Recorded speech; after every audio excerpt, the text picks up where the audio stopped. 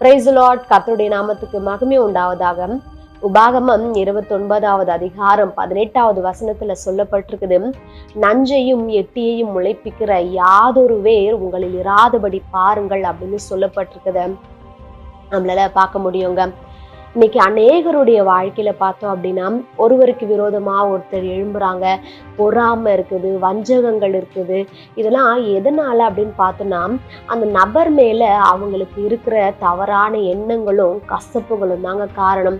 இதனால இன்னைக்கு அநேக குடும்பங்கள்ல பிரச்சனைகள் இருக்கிறது நம்மளால பார்க்க முடியுதுங்க. அதை விட ஊழியக்காரர் மேல பொறாமை, கசப்பு இருக்குது. இதனால கர்த்தருடைய காரியங்களை விட்டு விலகுறாங்க. இப்படி அநேகமான பிரச்சனைகள் இந்த நாட்கள்ல எழும்பி கொண்டு இருக்கிறத நம்மளால பார்க்க முடியுது இல்லையா? தேவன் இந்த இடத்துல சொல்றாங்க, நஞ்சையும் கசப்பையும் முளைக்க செய்கிறதான வேர் நம்முடைய வாழ்க்கையில இருக்கக்கூடாதாங்க.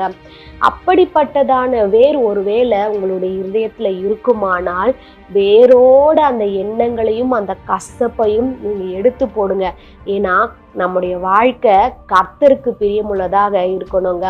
அதே மாதிரி உங்களுக்கு முன்னாடி இருக்கிற சகோதர சகோதரிகளுடைய இருதயத்துல கசப்பையும் தவறான எண்ணத்தையும் விதைக்கிற எந்த காரியத்தையும் அவங்களிடத்துல பேசாத இருங்க. அதுதான் நம்ம ஒவ்வொருவருக்கும் நல்லதுங்க. தேங்க்யூ. God bless you.